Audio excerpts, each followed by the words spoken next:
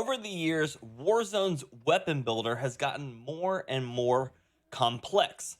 And with the addition of Vanguard, that did not change. It just got even deeper. With 10 attachments and a lot to show, the gunsmith can be a little confusing, but I'm going to show you a few tips and tricks on things on the gunsmith that will help you be able to build guns easier for how you play. This is going to be some tricks and tips that I cover frequently in my stream. If you'd like to join me for one of my streams, we actually do this all the time, and I go over these builds and these ideas daily, 9 a.m. Eastern Standard Time on the stream. You'll see us here every day. But let's look at some things. So, first up, one of the things that we have is weapon attachments. With the Vanguard weapons, you're going to see, obviously, there are 10 of them. As that is the 10 attachments. And each one is unique, mostly for the part, for each of the weapons. Almost every one of them are going to have their own unique barrel, magazine, and stocks. When you get to optics, muzzles, underbarrels, rear grips, ammos, and perk 2, those are always going to be pretty similar, along with sights. And then perk 1 is going to be generally unique to the weapon class as well. But what does that mean? So one of the most important things to note is unless you're the Nikita, because the Nikita likes to be weird, all of the weapons are going to have similar effects from the attachments. So all of the SMGs, all of the ARs, all of the LMGs are all going to feature pretty much these exact same attachments. All the SMGs are going to have the Mercury Silencer and the 1929, whereas all of the ARs are going to have the MX Silencer and the Mercury Silencer. But across the board, they all do the same thing. So, as you begin looking at the weapons, things begin to start streamlining a lot from there, because you know that no matter which weapon you grab, if you grab a recoil booster, the fire rate's going to go up and the accuracy is going to go down. And then if you grab yourself a hand stop, the recoil control is going to go up and hit fire accuracy is going to go down. All of these things, again, streamlined across the board. So that cuts out quite a few of the attachments because you always know what they're going to do. With that being said, our first bit of tip here is the Nikita does not follow these rules. If you look at the Nikita and you grab a recoil booster, it increases hip fire accuracy. We don't know why. It just does it. Also, if you look at the Nikita, most of its attachments do weird things comparatively to everything else. But the Nikita is right now taking over a lot of the sniper support for the ARs. So it's important to know how to build a good Nikita.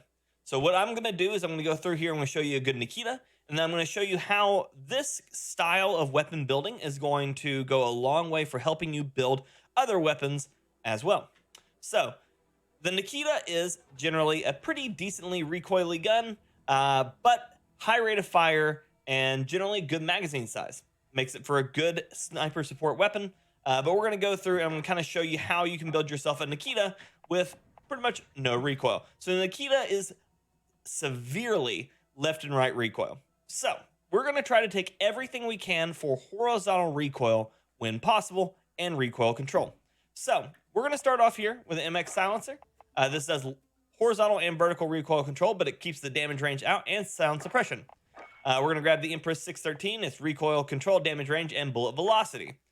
We're going to look at the stocks here. We want, again, horizontal recoil control and aiming stability. It's actually one of the best ones in here for that. This says recoil control. This is default, not strong enough. We want horizontal. We're going to go down here. We're going to grab ourselves the Strife Angled Grip. We're going to go over here. We're going to grab ourselves the... Where is it? Grooved grip, which you'll see is horizontal recoil control, aiming stability. We're going to grab ourselves a 60-round mag for recoil control and magazine capacity. And then generally, sights are going to be up to you. I'm going to tell you just go ahead and grab a slate reflector and go ahead and grab yourself a lengthened for bullet velocity, brace, and then on hand.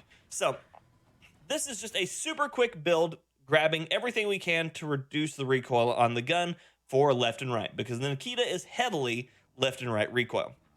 But the important stuff here is now I'm going to show you the tips and tricks on how to make this idea work, but for the things that don't want to work. First off, different guns in the game don't always need an attachment. If you are using something like my Kar 98, I love the Kar 98. It's a lot of fun.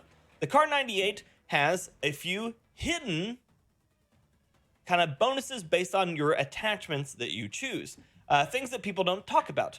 So the Kar 98 with no magazine actually reloads single bullets if you have a scope.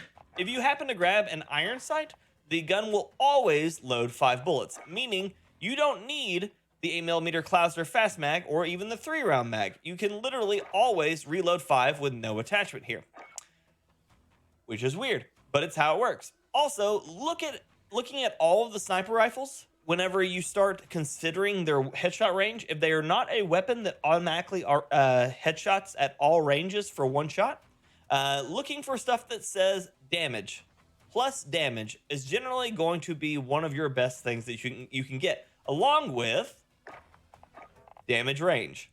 So weapons like the sniper rifles in this game, actually, if they are not like, well, this is going to be mostly for the Type 99 and for the Kar 98 as the 3-line and the Greenco, both one shot at all ranges.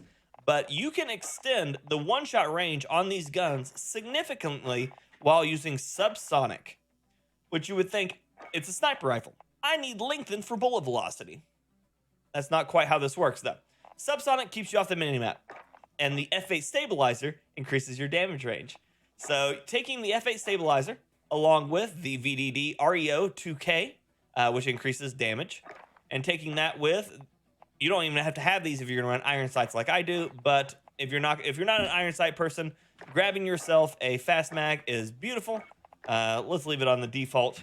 So this right here, again, no optic is necessary to get that attachment. So if you go through here and you find that all the stuff is a negative and you don't want it, by not choosing to take anything in this slot, you are actually cutting out negatives that would normally be gone with, like the 5X. You'll see ADS speed, walking steadiness, aiming stability, reload quickness. You lose all of that whenever you start grabbing attachments.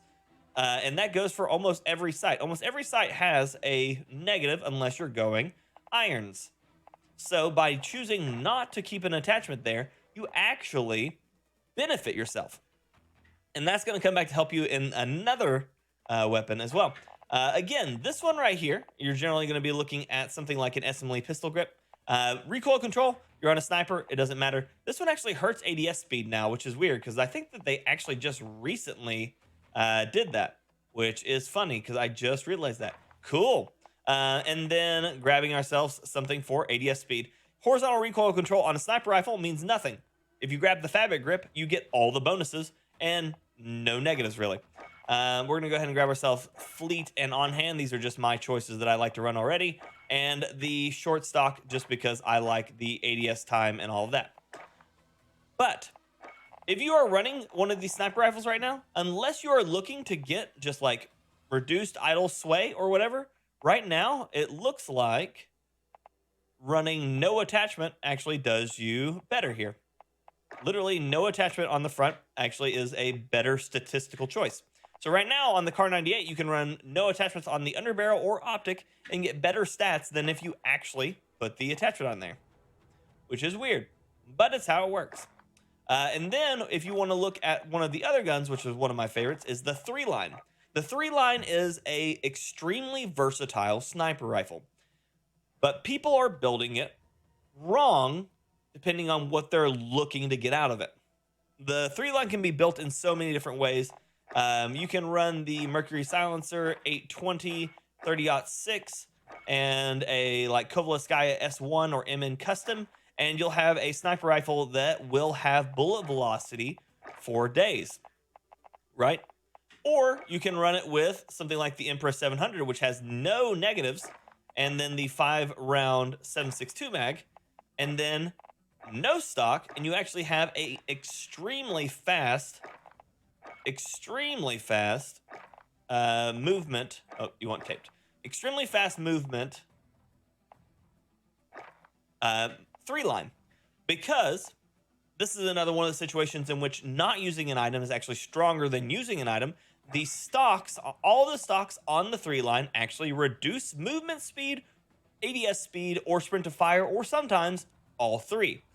But by choosing to not take a stock on it, you actually walk away in a positive, because by not reducing any of your ADS speeds, you actually get a weapon that's significantly faster, not only for ADS speed, but movement as well. So choosing to take no stock on the 3-line is actually beneficial. And again, there are multiple weapons that do this, especially in the Vanguard category. The Owen Gun right now is actually one of the strongest SMGs in the game with no barrel. If you choose to take a barrel, with the exception of this Gawain short or shrouded right here, if you choose to take either one of these two barrels, you actually reduce the speed in which you can take out targets. Both of these extend the TTK on this gun by almost 200 milliseconds. And this one extends it by over 120 milliseconds, but the only benefit for this one is it actually extends the range it does the TTK. So with no barrel and the 60 round 8mm Kurtz, this weapon actually is a 560 millisecond time to kill, which actually makes it tie for right now the fastest to kill SMG in the game. And that's just straight body shots. It literally will fry people.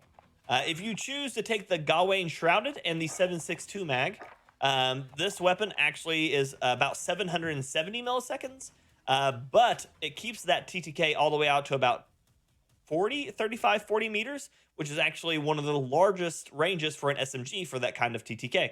So this right here does have some benefit, but by choosing to take no barrel and the 8mm Clouser, you actually get a significantly stronger gun. So what I oftentimes challenge people to do is to look for the ways that they can run weapons with the least number of attachments, because sometimes the attachments in this game are actually detrimental. The Vargo S, a rifle that I'm actually not a huge fan of, is actually best with no barrel. All of the barrels on here are actually damaging for what the gun wants to do. This one does increase your recoil control and reduces the initial firing recoil, but it hurts your fire rate, which ends up hurting the TTK a ton. Same thing for a few different guns. The barrels are generally just a bit problematic for the weapon. You can actually do what this gun wants better with no barrel. And that is part of the problem with the way that these weapons are being developed right now, is a lot of them just don't perform the way that they should, because people are putting way too many attachments on them. And so that's one of the things I want you to really look at the next time you start building a weapon, is what is the weapon trying to do? And if you're putting an attachment on a gun, does it actually hurt it producing that result? This gun says that it wants to be a low recoil, long range, reliable AR. But with any of the barrels, it doesn't make that. So you just really need to actually pay attention to what you're putting on your weapon. We have all become so defaulted to fill every slot because it's available. And right now I'm here to tell you, it's not the way. It isn't. You can save yourself some headache and get a significantly better weapon, sometimes by just not doing something. And that's a lot of people's favorite pastimes, right? Not getting something done. But thank you all so much for checking out. If there is a weapon that you would like to see me cover in one of my series, leave me a comment down below, as I would love to help you produce pretty much the best that you can get, so that way you can surprise people with some of these builds. And then if you enjoyed the video, obviously drop a like. That helps me a ton. It helps more people find us. And I would love to see you on one of our morning streams, as I love to answer questions live and help people right there. No waiting. You don't have to wait for a video. I just help you then. But thank you all so much for checking out. You'll have yourselves a wonderful evening. Until next time, ladies and gentlemen, and everyone else, peace.